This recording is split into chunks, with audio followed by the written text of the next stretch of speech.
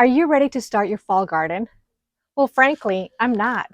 It's too early to be thinking about fall, but the truth is that it's time to get our seeds started for the fall garden. Hi, I'm Laura. Thank you for joining me today as I start my seeds for the fall garden. Now, here I have the equipment that I'm going to need for this. So I have seed starting trays, and I have the ingredients that I'm going to use to make my seed starting mix. Let's get started. The base for my seed starting mix is this coconut coir block. It comes like this, like a brick, solid, dry, and I need to rehydrate it in order to use it. And this by itself has no nutrients at all. So I'm going to be adding nutrients like worm castings. I'm also going to add a little bit of Trifecta Plus from M.I. Gardner. I also have perlite and vermiculite, but those are just extras. I've done it without, and it's been just fine. The first thing we need to do with this brick of coconut coir is to rehydrate it. So I have my bucket over here, and I'm going to put this here, and we're going to hydrate it. So all we have to do is add some water.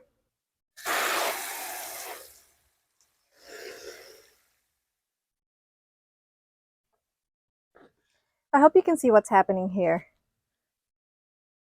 It's starting to expand, and the brick was able to break apart.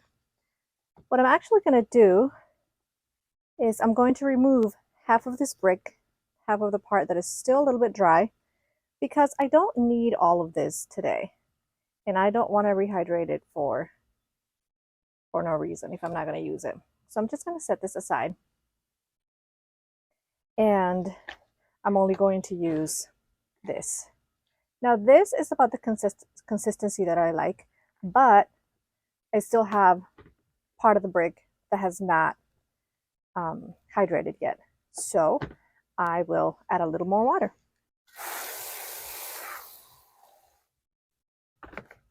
The packet comes with instructions and it tells you to put some water. I think it says 2 quarts of water or a quart of water. I'm not sure. But I'm not using the whole brick. And I like to wing it anyway. I just like to add as much water as I think I need.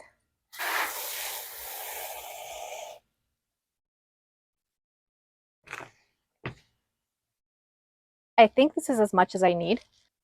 It feels like a wet sponge, but it's not sopping wet. So I'm happy with that. I'm happy with that consistency. Now it's time to add the other ingredients. I am going to add 2 handfuls of worm castings and about 1 tablespoon of Trifecta Plus. I don't have a measurement with me, but this is about a tablespoon. So I'm just going to sprinkle that in there. Now at this point, I could use it like this, or I could also add the vermiculite and the perlite. Here's some perlite. I will just add 2 small handfuls.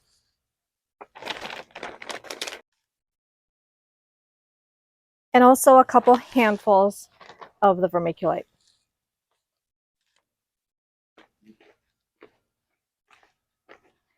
Now, I know there are a lot of recipes on the internet to make your own seed starting mix. And in the spring, I researched it a lot and I followed a certain recipe, but frankly, I don't know where that is. I can't find it anymore. And after making my seed starting compost for several months, I realized I didn't need a recipe anymore and it was working for me. So this should be fine. You know what? I'll just add 1 more handful of worm castings just because I like my plants to be strong and healthy. And it's ready. We are ready to fill the seed trays and put our seeds in there. Now we get to the fun part, and I get to show you what I'm going to grow this fall. I am going to grow Napa cabbage. I tried growing this in the spring, but we had a crazy spring with some really cold days followed by some extremely hot days that it just bolted. So I am trying this again. I'm going to plant some kale again, even though I have a ton of kale right now. But I think by mid-August, the kale that I have will probably be getting kind of spent and old, and it will be nice to have some fresh plants. I'm going to grow more cabbage, and this cabbage has done very well for us last year as well as this year. So I'm excited about this cabbage again. I'm going to grow some collard greens. We love leafy greens. We use them in a lot of dishes, so this will be really good for us again. And I'm also going to grow another type of kale, which is the dwarf blue curled kale. We have that right now, and it's growing very well, and I'm very happy with it. And finally, I'm going to grow broccoli. I've only grown broccoli one time before, and it wasn't a huge success, but I want to try it again. We eat a ton of broccoli at home, so we definitely need to try this. So now I need to decide what I'm going to grow in these. I have these cells that are a little bit bigger. These are the 4-cell tray, and this is the 6-cell tray. You know, I have six of these trays, and I have 6 different types of seeds that I want to start. So I think I'm just going to do 1 in each. So that means I'm going to have 4 plants of each of the seeds that I want to start. And I think that's a good start. And I'm going to do what is called succession planting. So that means that next week I'm probably, or in 2 weeks, I'm probably going to start another round of these to plant them later in the fall when they're ready. So that's what I'm going to do. And this is the fun part. This is the part where we get to get our hands dirty and fill the tray with soil. Normally, I would plant everything in these smaller trays, but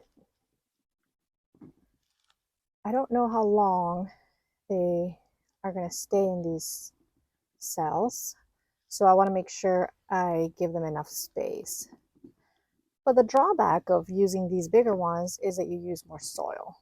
And even as I'm doing this right now, I am noticing that I am probably going to run out of the starting mix that I just made, and I'm probably going to have to make more.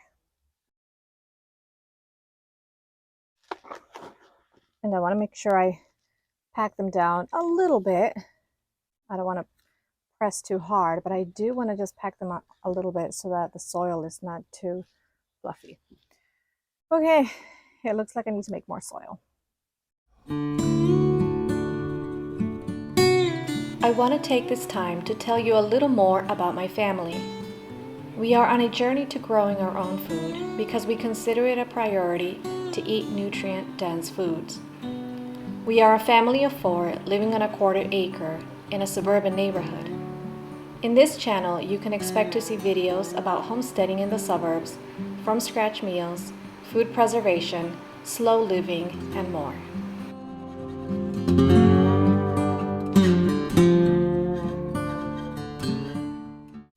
As I was mixing the second batch of seed starting mix, I had a change of plans. I think I'm not going to use these big ones anymore.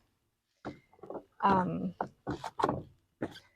going to replace those by these smaller ones. I think I'll do a little experiment to see which one works better. Because if these are too big, and in the end I don't end up needing all this space for the plant before I need to transplant, then it's just going to feel like a waste of resources. So I'm going to try these. If I'm not mistaken, I did cabbage and kales in the small tray anyway in the spring, so why change things up, right? So I'm going to go ahead and fill these, and then I'm going to start planting.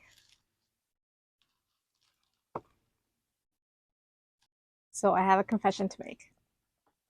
I have been gardening for several years at different scales during different seasons of my life, depending where we were living at the time. But I have never actually had a fall garden. So I think by the time summer comes around, I just get so tired. So tired from all the work in the garden, which is a lot of fun. All the harvesting, all the preserving food and cooking. It's all that is great stuff, but it's just tiring. And I never really wanted to think about like starting seeds again in July. But this year is different. This year I'm going big. And this year I want to see how far I can push the limits of my growing zone. I live in Michigan, so we are zone 6. I'm not sure if it's 6A or 6B. But that means that about October 20, that's when we get our first frost. And I want to see how far into November, even December, I can have some of these cold weather crops. So I'm excited for that. We are going to find ways to extend our harvest, either through row covers or building a hoop house or something to make sure we get a better and bigger harvest this year. Last year was great, but it was over at the end of September, early October. You know, that's when we picked the last of our vegetables. But this year, I have big plans. So if you're watching me for the first time, please make sure you subscribe so that you can follow along in this journey and you can see how we're doing with the big plans that we have this year. Oh my goodness, I haven't done this since the spring, you know, since like probably April, you know, like filling these trays and doing this whole process. And I forgot how much fun it is. I am enjoying this. The plan is to transplant them in the middle of August. So when these guys are ready to be transplanted, I will bring you along so that you can see how much they've grown and how I do the transplanting. In the meantime, it's going to give my other crops that are in the garden right now, it's going to give them time to mature, and some of them I'm going to be able to harvest before I put these in. Okay, so we are ready for the next step. Now the fun part. I'm going to plant collard greens right here. And these seeds are so tiny.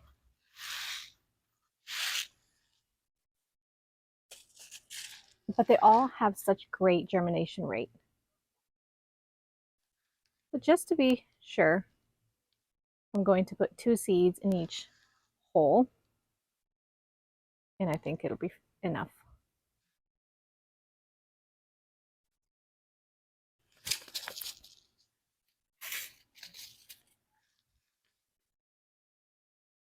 Now I have to make sure I do something very important, which is label the plants. Some of them I would be able to recognize, but between the collards and the cabbage, that's going to be very difficult to recognize because they look almost identical.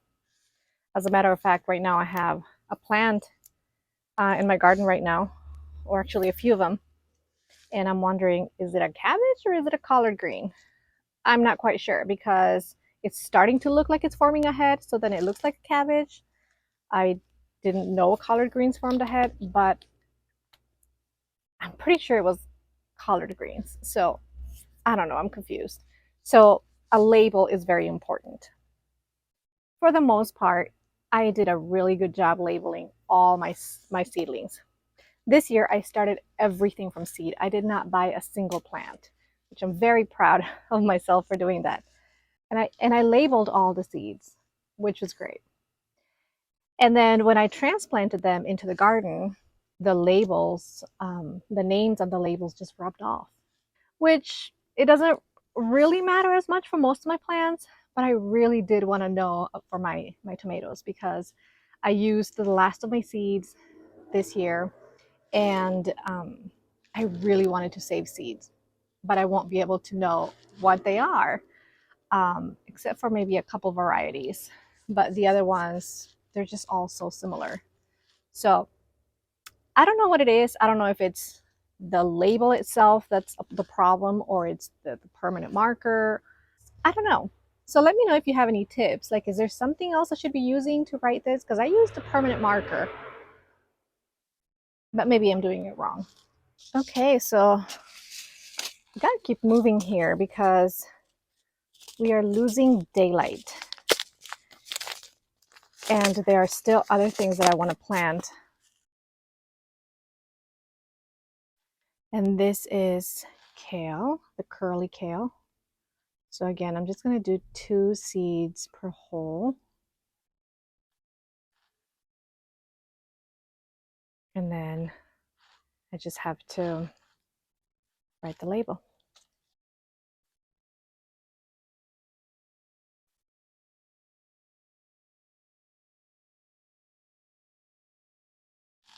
Two of these for the cabbage. If you saw our harvest video, you saw that we harvested 6 nice looking cabbages. The problem is that that's just not enough. We consume a lot of cabbage. We make sauerkraut with our cabbage. We cook with it, and then we also juice. So we're gonna need more cabbage. And not only am I going to plant these 12 here, but in a couple weeks I'm gonna start some more seeds for a later harvest of cabbage. That way we don't get all our cabbage at once. Another vegetable that we consume a lot is broccoli. So I will do, again, 2 trays of broccoli, which would be 12 heads of broccoli. Sounds like a lot, but it's not. Not for my family.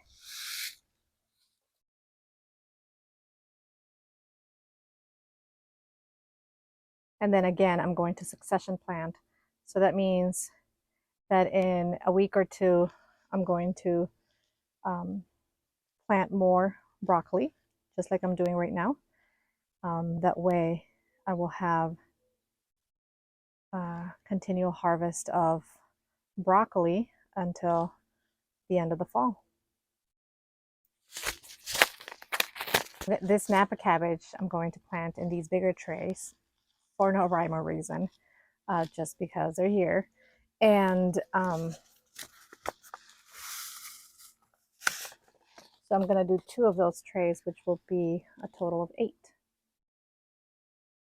I want to tell you that there are so many exciting things going on in our garden, and I want to take you around and show you, because I feel like since the last time I showed you around, so much has grown and it's just so exciting and so beautiful.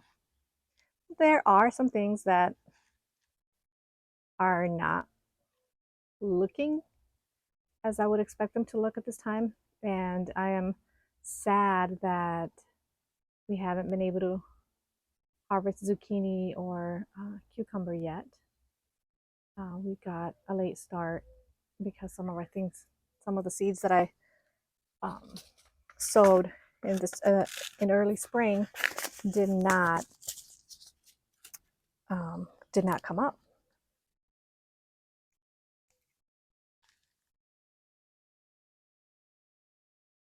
But there is certainly a lot of exciting things happening in the garden. So I hope you subscribe and hit the notification button, because I'll be doing a tour next. Okay, so I have these 2 trays left. You know what? I think I'll just do lettuce. I know that wasn't my original plan, but I have some lettuce here. Okay, so I'm just gonna improvise here, and I'm gonna use this small one, this small tray right here, to grow some lettuce, and this is the Price Head leaf lettuce.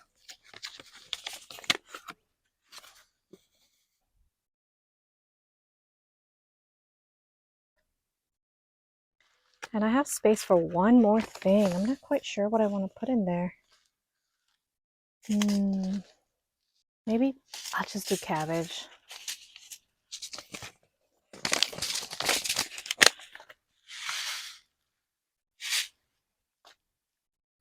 This time of the day is the best. It's cooling off. The sun is setting, so the sun is not like beating on me. I just love coming out to the garden at this time of the day. Okay, so I am finished with today's task.